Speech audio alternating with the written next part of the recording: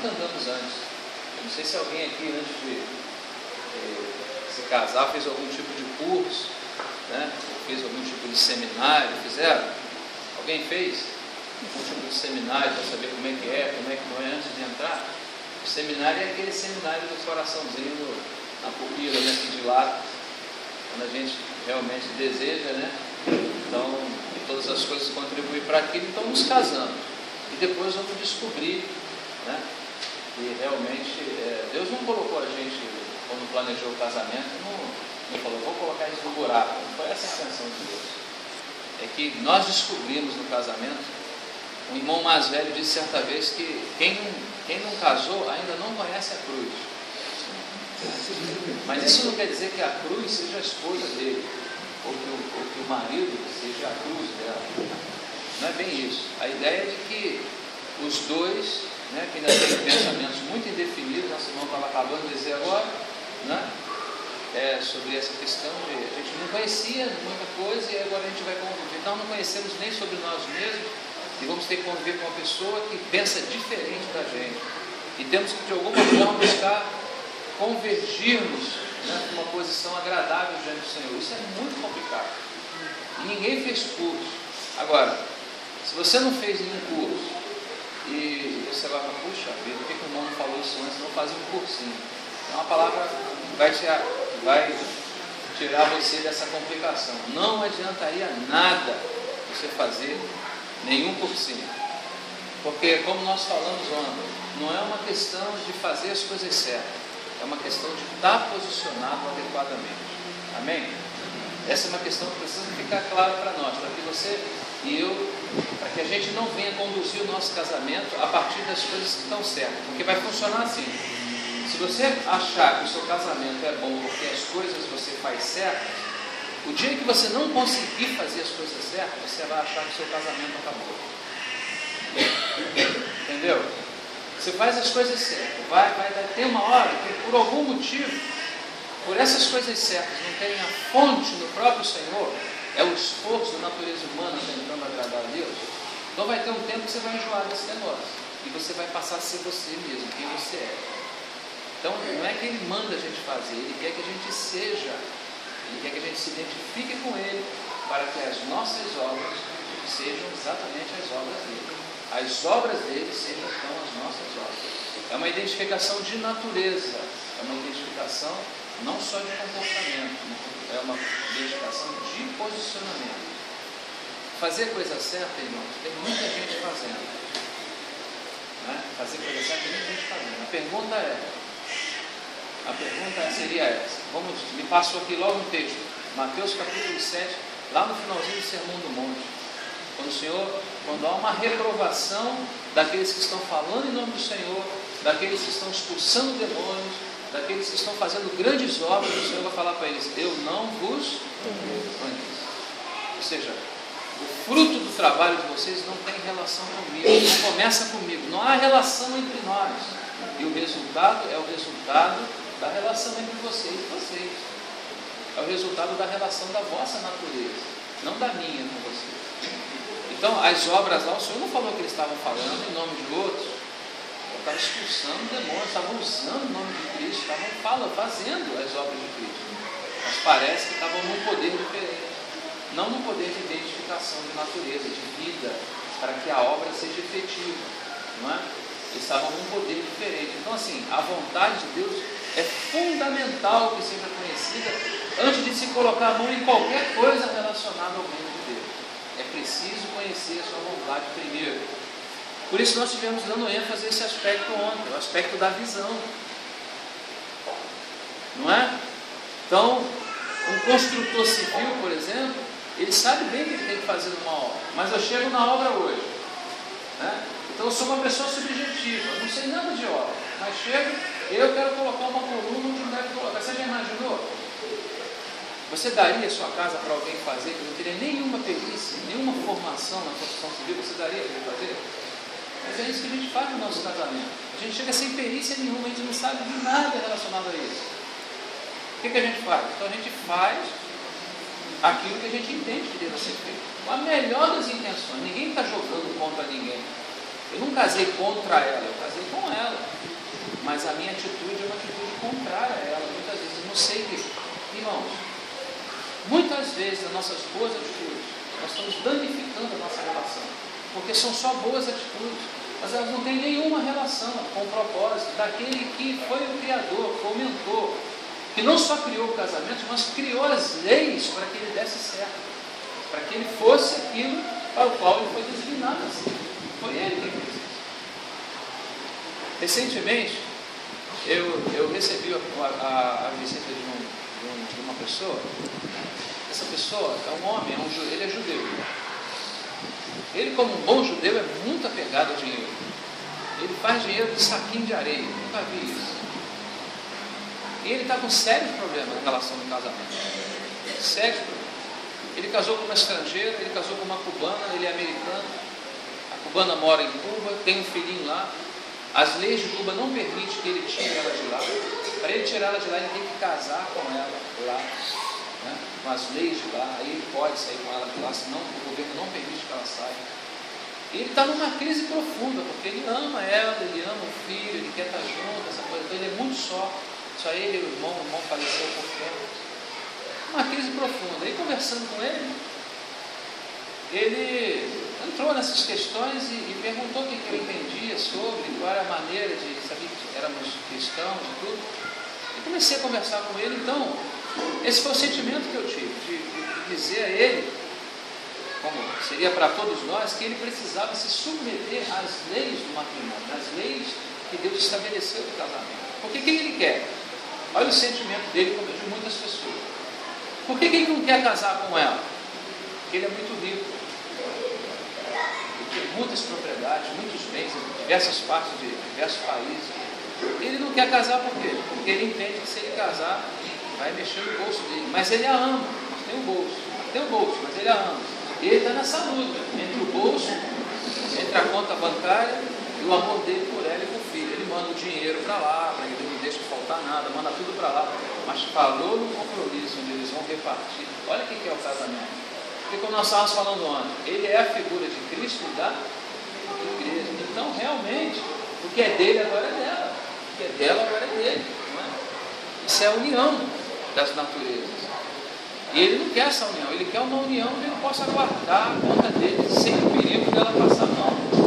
É complicado. Como é que a gente vai fazer? Fala, se você quer um casamento que a gente não consegue padrão na Bíblia para ele, não tem como apoiar. Como é que a gente vai fazer? Vai ser difícil fazer alguma coisa em relação a isso. Tá? Então o casamento é dar-se, é entrega por total. Eu vou todo, mas a minha conta bancária fica lá atrás. Não, eu vou todo. Vai inclusive os problemas vão também. Não é?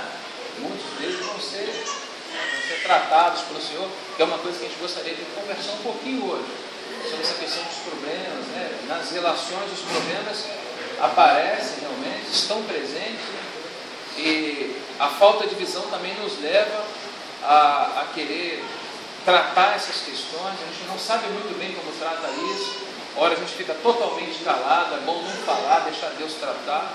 Outra hora a gente acha, ou outras pessoas acham que devemos tratar, mas também não obedece o tempo, né, o kairos, o tempo certo, com as palavras certas. É algo muito realmente difícil. Aí nós perguntaríamos, por que o Senhor nos colocou em algo que é tão complexo? Né? Quis ele nos colocar numa problemática? Não quis, efetivamente não quis. Ele sabia que aconteceria tudo isso. Quando Jesus deu a sua vida pela igreja, essa seria a pergunta. Quando Jesus deu a sua vida pela igreja, ele sabia que a igreja seria essa complexidade no aspecto negativo, essa problemática. Irmão, quantos problemas na história da igreja? Quantos problemas? Nós estamos no final da história e ainda temos muitos problemas, muito ainda sendo aplicado, não é verdade? Você daria a sua vida por isso? Essa é a pergunta. Não é? Então, fazendo um paralelo disso, se ele deu a sua vida, né, é que ele sabe que no final do negócio, né, ainda que a gente olhe para as circunstâncias e a gente vê que elas são muito inadequadas, Deus não nos deixou uma maquete inadequada, Ele nos deixou uma maquete perfeita. Você olha para o terreno e tem um grande buraco, mas ao lado tem uma placa mostrando aquela cidade pronta. É isso que o Senhor fez conosco. Ele falou que esse casamento, ele não vai dar certo, ele já deu certo. Na presciência de Deus, ele já mostrou isso pronto para João. Vocês lembram disso? João começou a ver as dificuldades das igrejas ali na Ásia. Ele falou: João, mostra para cá. Vem para cá que eu vou te mostrar. A primeira coisa que João viu foi o céu aberto, foi um trono, alguém assentado sobre ele. Uma segunda experiência, o Senhor chama João, não é? E é como se dissesse: João, olha daqui de onde eu estou olhando. Dá uma olhada. Levou João em espírito e João viu a Nova Jerusalém. João viu pronto aquilo que estava em processo de ficar. Então o Senhor nos dá essa visão. Está vendo o que é a visão celestial? Ele nos mostra, fala: olha, já está pronto. Persevera na fé, persevera na palavra, né? Persevera naquilo que é e não insista no que não é, né? Ele pede para que guardemos. Nosso irmão usou o termo aqui agora, né? Guardei, escondi a tua palavra. É guardar a palavra, irmão. É essa semente que é incorruptível. Não somos nós somos corruptíveis. É essa semente que não é. É essa semente que tem nela toda a potencialidade para fazer com que sejamos aquilo que Ele quer que sejamos. O que Deus conta não é conosco em nós mesmos. O que Deus conta é com a semente que Ele colocou em nós. Essa semente tem todo o poder de fazer que sejamos o que precisamos ser. Nós temos essa fé de confiar dessa forma? Sim ou não? Podemos confiar que a semente que Ele colocou em nós vai produzir o trabalho perfeito? Só precisamos nos identificar com ela. Precisamos então fazer como Maria: Senhor, mas só queremos conforme a tua palavra. Faça comigo conforme a tua palavra. Então ontem tivemos vendo, irmãos, esses dois aspectos. Primeiro, mais fundamental, necessidade de visão. Não havia combinado nada com o Sérgio abriu uma reunião falando sobre isso. Espírito de sabedoria e de revelação. Precisamos de visão, né? Primeiramente. Não pense em obediência agora, né? Não pense em fazer nada agora. Não ponha a mão em nada agora. O primeiro que precisamos é visão. Visão celestial. Visão do propósito de Deus em relação à família, em relação aos casais, mais especificamente a casais, porque nós nem tocamos na relação dos filhos, mais especificamente casais. E nem vamos terminar com esse assunto aqui, que saímos mais tempo, não é? Para termos mais comunhão sobre isso. É um assunto vasto. Então não adianta perder em detalhes, temos que procurar concentrar, resumir o máximo, né? E concentrar nisso. Visão do propósito de Deus em relação ao casamento. Então nós tocamos um pouco sobre isso ontem. Ao tocar sobre isso, estivemos mostrando que o casal, em suma e essência, ele é uma figura, é uma forma representativa. Deus nos colocou na terra como casais. Para quê? Qual o alvo? Qual o objetivo? Para que fôssemos uma representação, não é? De quê? De Cristo e da igreja. Então, quando você se comporta como um homem na sua casa, você está dizendo: assim se comporta Cristo em relação à sua igreja. Quando você, como mulher, atua na sua casa, você está dizendo: é assim a igreja em relação a Cristo. Por isso, que os nossos filhos, eles podem ser influenciados em muito pouco, um percentual muito pequeno, por aquilo que nós falamos para eles. Mas a linguagem maior que eles podem absorver é aquilo que nós somos, é o que fazemos, é isso que impressiona eles. Por isso que às vezes nós não entendemos porque criamos os nossos filhos. Existem muitos pontos dessa história, não podemos entrar em detalhe, nem se sinta culpado. Não é a finalidade de jogar nenhuma culpabilidade sobre ninguém, mas muitas vezes nós observamos que ao caminhar uma caminhada longa, nossos filhos conosco, levávamos para a reunião, trazíamos da reunião, levávamos para a reunião, trazíamos da reunião, e em determinado momento você vai ver que o filho está totalmente voltado contra aquilo, ele não quer mais aquilo, ele quer uma outra coisa. Você vai falar: não, ele precisa ter uma experiência diferente e tal. A Bíblia nunca fala que ele precisa ter uma experiência diferente. Temos uma menção do filho perdido, chamado pródigo, né, que foi ter a experiência e voltou. Realmente aparece essa experiência, mas ela não é o padrão. Provavelmente é que com a melhor das nossas intenções nós procuramos criar os nossos filhos, não é? Mas com a nossa falta de visão, alguma coisa saiu errada em algum momento. pressão não foi das melhores. Não é? Então, em algum momento, por exemplo, irmãos que viveram em sistema muito fechado, um sistema religioso muito fechado, sabe o que dá nisso? Pessoas que são expulsas para longe, para bem longe de Cristo, porque Cristo nunca foi um sistema fechado. Não é? A igreja é um sistema fechado para aquilo que não é de Cristo, mas para aquilo que é de Cristo, ela é totalmente aberta. Por isso que a gente fala assim: quem nós devemos receber na igreja? Todos quantos Cristo recebeu. Se Cristo te recebeu, como é que eu não vou receber você? Não é assim? Agora, o que a gente não deve receber? O que não é de Cristo. Não é? Então, a religião, por exemplo, não é. E às vezes a gente se encerra num movimento fechado, achamos que isso é santificação, é santidade, confundimos as coisas, vivemos num sistema fechado, rude, tratando nossos filhos de maneira rude, não é? Sem misericórdia. E aí o que dá isso? O que você acha que você está criando dentro da sua casa? Com a melhor das intenções. Não estou falando que você está querendo maltratar o seu filho, você está tratando ele da maneira como você entende. Por isso a gente vai voltar naquele primeiro ponto. Se não houver visão, o povo se destrói, se corrompe. Não fala se não houver boa intenção. Boa intenção tem muita gente com boa intenção. É visão, é diferente. Então a gente fala: Senhor, eu preciso que o Senhor abra os meus olhos, porque eu tenho uma capacidade iminente de destruição de mim mesmo, da minha esposa, da minha família. Eu não sei até que ponto vocês podem dar amém a isso, fiquem em paz, mas é assim que eu vejo. É exatamente assim que eu vejo. Os danos que nós sofremos no nosso casamento não é por causa dos nossos vizinhos, é por causa de nós mesmos, irmãos. É a nossa carne que nós provamos e damos para o nosso cônjuge e para os nossos filhos provados. É isso que é o dano. O dano não é provocado por Cristo.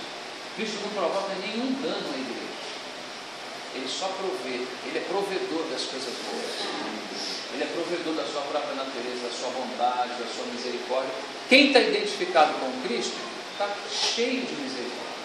Quem está identificado com Cristo está cheio de bondade, de amor, de paciência. Tudo que nós vamos mencionar aqui, tudo sofre, tudo crê, vamos mencionar daqui a pouco, tudo espera, olha só. Tudo é o quê? O que é tudo? Tudo é um universo de 100%, 100%. Não, já falei uma vez, não me ouve. Já falei tudo, já falei tudo. Já perdoei uma vez, já perdoei tudo. Esse é o caso de Pedro também. Qual era o limite de perdão de Pedro? Qual era o limite de Pedro no seu perdão? Senhor, temos que perdoar até quanto? Até. Esse era o limite dele. Aí qual era o de Jesus? Ele só faz uma espécie, ele potencializa o número, né? 7 por 7. Mas não é que é 491, hein? Já por aqui ficando. Não. 490 aí é algo perdoar. Deixa eu fazer uma pergunta básica. O Senhor tem te perdoado, depois que você nasceu de novo, você pediu perdão pelos seus pecados antigos, Ele tem te perdoado por algum pecado novo? Há quando que foi? Quanto tempo tem isso? Deve ter 10 minutos, pelo menos. O Senhor sempre está pronto o quê? A nos perdoar. Como é que devem ser os maridos em relação às esposas? Aí volta aquele ponto: irmão, você tem que viver 5 minutos com a minha mulher. Esse é o problema seu. A sua falta de perdão nunca vai ganhar ela. Se você perdoar pela graça de Deus, por isso que falávamos que primeiro precisa haver esse encontro vertical para que haja o horizontal, porque ninguém vai perdoar a partir de si mesmo. A nossa natureza é de não perdoar. A nossa natureza é que com ferro fere. Não é? Espera aqui, filho. Espera que o mundo dá muitas voltas. Não é assim que a gente fala? Fica tranquilo que tem uma curva ali. A história não acabou ainda. Estamos esperando a oportunidade para dar o todo. Não é? Mas o perdão, você vê que é uma coisa ampla. Só que esse perdão não é inerente. Ele não nasce na sua natureza. Ele não está conosco naturalmente. Ele está em Cristo, mas Cristo está em você. Então você recorre a Cristo em você. Senhor, me ajuda. Não é? Senhor, eu preciso perdoar mais uma vez. Não estou conseguindo, está difícil para mim. Senhor, mas eu tenho consciência. Essa é a minha natureza. Mas eu estou em Ti. O Senhor me perdoa, eu também quero perdoar. É mais fácil para a nossa natureza a gente fechar em relação a isso e se manter nisso. A nossa natureza fala assim, eu podia até recorrer a Cristo, Ele está pertinho, está no meu espírito, mas eu vou ficar aqui. Quem vai ter que descer é Ele está errado. Ele permanece com os problemas. Então, esses são, então, começamos a entrar, então, alguns pontos, detalhes das relações. Mas primeiro, irmãos, vou focar novamente. Primeiro, tenham, por favor, em vista, se o Senhor nos permitir novos encontros, mais um, mais dois, não sei, se o Senhor nos conduzir a novas experiências como essa, com outros irmãos, participassem juntos, poderíamos falar mais sobre isso, mais detalhes das relações. Mas primeiro, como foi um primeiro, pelo menos, sei que vocês já tiveram outro, mas juntos conosco, então tínhamos por necessidade de falar primeiro disso, visão celestial, do propósito eterno de Deus em relação a isso. Não é? Primeira coisa, visão celestial. A visão não pode ser natural, não pode ser filosófica, não pode ser mundana, não pode ser de quem não entende, não pode ser. Muita responsabilidade, irmão, em jogo. Responsabilidade de testemunho de Deus, responsabilidade de cobrir, como tem os homens, de guardar a família, responsabilidade de condução, responsabilidade de sujeição, responsabilidade de respeito.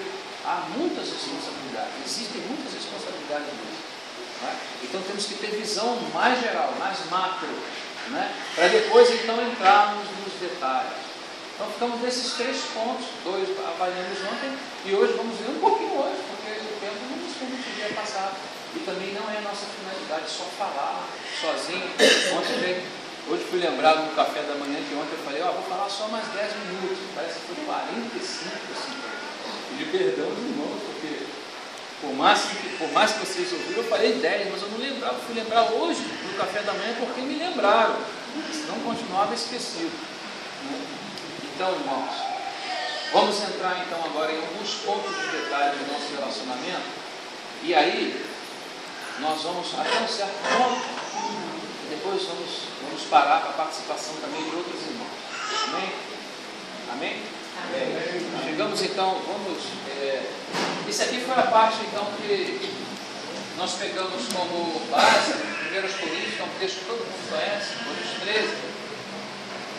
Esse é o amor, né? Tem uma música aí que diz que é o amor, mas não é o amor da música, né? É o amor de Cristo, não. Se você observar as frases que estão inseridas ali, tudo, o amor, tudo sofre. Quanto sofre o amor, irmão? Tudo. Aqui a gente tem uma questão. Quem pode dizer assim, não, eu entendi o que está escrito na frase, é a Bíblia. Tudo sofre. Mas eu não tenho esse combustível, eu não tenho essa condição para sofrer. Você pode falar isso. Tudo sofre. Nós falávamos de Pedro. Qual era o nível de Pedro? 7 de perdão. Qual era o de Jesus? Não é? O de Jesus é o padrão. O meu é 3. Às vezes o nosso é 3. O de Pedro é 7. Veio a terceira não passa. A gente não faz muito isso. Ou ouve as pessoas falando isso. A primeira passou, a segunda, poxa, mas a terceira já é demais. Esses são os nossos conceitos, irmão.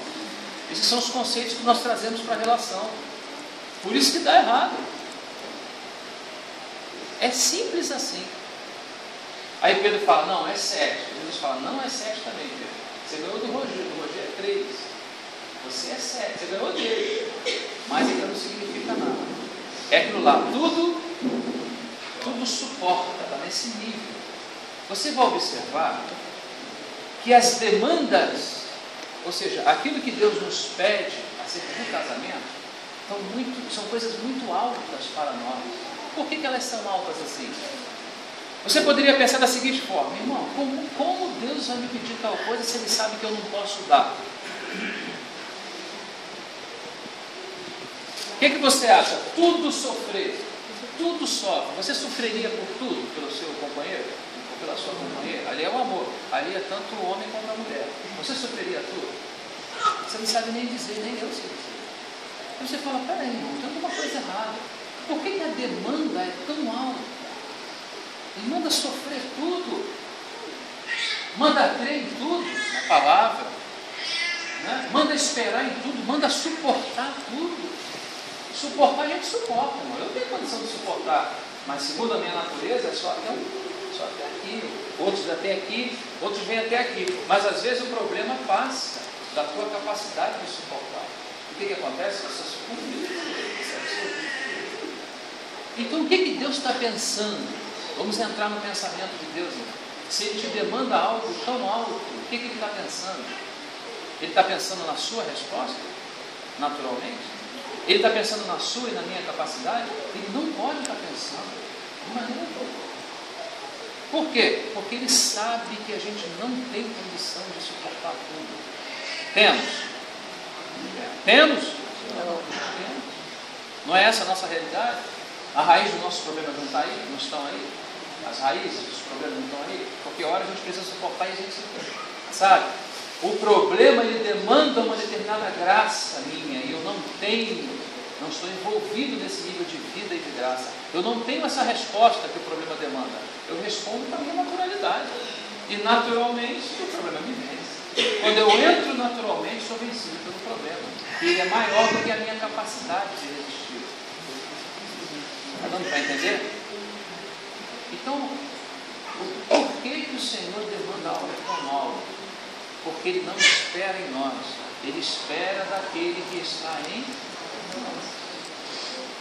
Então, se você quiser ser uma pessoa, então vamos dar, se você quer uma receita, está aqui ela. Se você quer ser uma pessoa, se eu quero ser uma pessoa que possa dar bons frutos no casamento, com essas características de suportar o que eu não suporto naturalmente, de ser o que eu não sou naturalmente, aí você vai entender uma coisa. Existe uma forma, existe uma maneira. Essa maneira é aquilo que o Marcelo estava nos falando ontem, do propósito de comunhão. É aquela primeira coluna que nós compartilhamos ontem, o mistério de Deus Cristo. Por que Cristo pode revelar o seu Pai? Porque Cristo é a pessoa que conhece o Pai. Vocês podem conhecer alguma coisa de mim, mas a Nana me conhece muito mais do que vocês conhecem. Por quê? Por causa do princípio de ver lá do Senhor. Não é? Eu conheço algo do Carlinho, mas a esposa dele conhece muito mais profundamente. Eu posso chegar aqui na frente e mostrar para vocês uma coisa que eu não sou. Mas a minha esposa que está me ouvindo, ela sabe exatamente quem eu sou. Eu posso estar usando as palavras, inclusive, e não só posso. Muitas das palavras que eu estou usando, ela sabe bem que ainda não estão identificadas comigo. Ou não sabe? Ela é a única, talvez, que sabe. Não é assim? Então, esse é o princípio de relacionamento. À medida que nos relacionamos, é na mesma medida que nos fortalecemos. Por isso, essa primeira coluna que nós colocamos lá, né? O mistério de Deus Cristo. O que fala isso? Isso fala de relacionamento. Jesus pode falar do seu pai porque Jesus conhece o seu pai. Você pode falar da sua esposa porque você a conhece. Obrigado, irmão. Obrigado. Eu posso falar da minha esposa porque eu a conheço. Então, quando há o relacionamento com Cristo, com Jesus, há o quê? A identificação de natureza. Quem é que suporta tudo? Você ou Jesus? Ah, mas quando você se identifica com Ele, você passa a suportar também. Essa é a chave. É Ele através de você. Amém? Amém? Viu que não é possível dar receita de bolo do tipo faça isso, leva uma flor, leva a sua flor, não deixa de levar não, leva a sua flor, mas não entenda que a sua flor é a essência da coisa. Ela quer tocar em mais do que uma flor, ela quer tocar num caráter que demonstre a ela quem Cristo é. E uma flor não vai demonstrar isso aqui. Né? Às vezes a gente dá uma flor com um braço, mas quem está atrás daquela flor é ruim, mas é ruim toda a vida. A flor é maravilhosa, mas quem está dando, talvez você não desse nenhuma flor, mas você fosse essa flor para ela, ou ela fosse essa flor para você. Aí teria sentido. Então, irmãos, vamos prestar atenção nisso. A primeira coisa é isso aqui, irmãos, ó, relacionamento vertical. A nossa vida com o Senhor, irmão, é fundamental para a vida do casal. Na nossa região, às vezes, os irmãos fazem encontros lá de casais. A primeira coisa que os irmãos pensam, nossos irmãos, a primeira coisa, irmão, onde é que nós vamos dormir? Não, irmão, que palavra vamos ouvir? Não, a gente quer saber onde é que a gente vai dormir. Os casais vão dormir separados? Irmão, não estou entendendo a mensagem. Só estou achando que não é o alvo, não é o objetivo. Tá bom, se pudesse estar numa pousada, ouvirmos a palavra, aí você chega lá, senta, tem umas mesas como essa, com uma toalha branca, tem umas rodas bonitas, tem um pessoal lá que tem dom para isso. É dom. Eles fazem isso com uma capacidade, aquela coisa, os casais com aquela maravilha. Fica um ambiente, fica um cheiro de love no ar, que é uma maravilha. O problema é segunda-feira, porque normalmente isso acontece no domingo, sabe? O problema é que volta para casa na segunda-feira, e tudo aí acaba aquela mesa bonita, acaba aquele ambiente com pétalas de rosa, acaba aquilo tudo. Isso não sustenta a gente. Questões de sexualidade são questões complementares. São questões que complementam o relacionamento, mas não são essenciais. Conheço pessoas que vivem, inclusive, com problemas, que vivem juntos, que vivem bem, sem relação sexual, por problema, por patologia, e vivem bem. E eu ouvi, longe de falar nomes e de localidades, e eu ouvi dele falar assim: minha filha, você pode ficar liberado, você não precisa ficar debaixo dessa carga, porque o irmão tem problema patológico em relação à sexualidade. Ele falou assim: minha filha, fica liberado, pode ir, era uma moça bem mais nova que eu. Eu falei: não, meu filho, não, sou nome de Deus, você é humano. E vivem, se vocês, claro que as pessoas não conhecem isso, nem na localidade, né? Mas o que é isso? Isso também não é na minha localidade, isso aconteceu no casal que eu conheço. E o que acontece é o seguinte: que eles vivem bem, têm vida, irmãos, sem que a gente, sem o que muitos de nós que entramos no casamento pensando só nesse aspecto, eles vivem sem ele e vivem bem. Então você vai observar que não é o fator principal. Mas claro, na mente daqueles irmãos que, poxa, um clima mais perfeito, tem a palavra, às vezes a palavra vai só para encaixar naquele sistema que a gente acha que não vai adiantar nada, não vai servir para nada. Se a palavra não prevalecer, irmãos, em nós não temos absolutamente nada. Falávamos ontem, o que é o casamento? É o testemunho de Cristo e da igreja representado na vida de um homem e de uma mulher. Esse é o casamento. Casamento são duas pessoas que se conhecem, e até tem umas etimologias que se acasalam. Casar não é na hora da cerimônia, casar é acasalar, tem umas ciências aí. Então bota isso do lado, isso ainda não é hora de você mexer nisso. Tem que entender o seguinte: o que é o casamento? O casamento é uma forma miniaturizada do mistério de Cristo com a sua igreja. E nesse entrelace, por essa penetração espiritual de Cristo e da igreja, aí nasce a figura do sexo. Entende? Onde um está no outro. Isso é espiritualmente o que significa na prática a vida sexual do casal. Isso está falando da união espiritual de Cristo e da intimidade de Cristo daí. Então, voltando para esse ponto, se alguém demandar de você: irmão, você tem que suportar tudo do seu marido, você fala: irmão, entendi, está correto, agora como é que eu faço? Não é? Se procurar em você, você não acha. Então temos que voltar para esse ponto. Nós temos que saber com quem contamos para termos um casamento adequado. Irmão, nós não podemos contar conosco. Nós temos responsabilidade, mas não temos em nós mesmos capacidade. Eu sou responsável por amar a minha esposa e dar minha vida por ela, mas naturalmente eu não consigo fazer isso. Se você força uma pessoa a fazer isso, você vai oprimir ela não tem como te dar isso. Vocês mulheres podem dizer: Senhor, meu marido não ama como deveria amar. Parece que não. Ajuda ele, Senhor.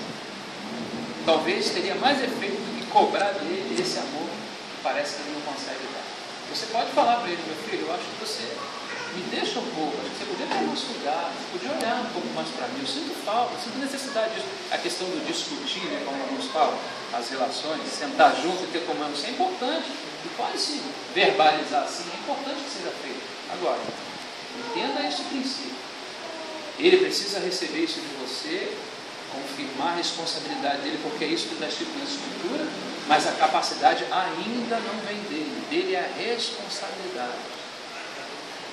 Ao falar isso, eu não estou eximindo ele a responsabilidade dele, pelo contrário, estou falando que ele é responsável sim, só que ele não é capaz. E onde ele busca a capacidade dele? Onde? É aqui que se recorre? É naquela receita? 12 maneiras de um casamento feliz? É naquela receita? Não é naquela receita.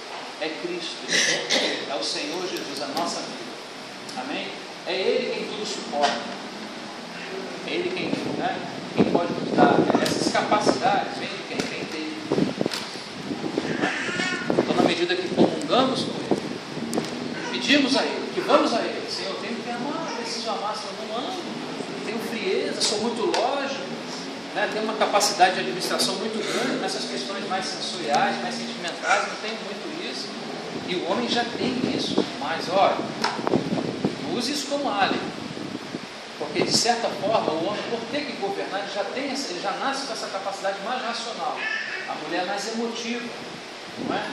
Ele mais racional. Então assim, ele não ama, mas poxa, irmão, será se Deus daria a capacidade para um camarada que é mais racional, ser mais duro, e aí mandar ele amar? Não é? Se ele é mais racional, então ele não pode amar, não tem nada a ver. Ele pode ser racional e a racionalidade do amor dele, né, não está em detrimento da sua racionalidade. Ele pode amar sim, né, e pode ser racional para as questões relacionadas a ele, ao seu encargo, aquilo que ele precisa fazer. Tem um caso engraçado, que eu achei engraçado, né? De uma família, e a filha, que eu não vou falar o nome, a filha disse para o pai assim: pai, a mãe precisa ser mais agradável, e esse homem ele é bem ele é nordestino, ele é aquele nordestino bravo, sabe? Criado daquela maneira. Poxa pai, faz um agrado, mamãe, né? Faz um agrado. Então, o que é? O que é? Responde assim, bem curioso. Mas não, o que é? Olha na dispensa, mais ou menos assim. Olha a dispensa lá. Tem arroz, tem feijão. Sagrado parece que é isso. Pai, dá umas flores para a mamãe, dá uma coisa assim para agradar. Ah, mas é que respondeu? Minha filha, eu sou macho. Meu sogro. Minha filha, eu sou macho. A maneira que ele respondeu, parece que é ele que está recebendo as flores. Negócio difícil, não? Mas, irmão, essas questões aí, né, realmente são questões que estão diante de nós no relacionamento.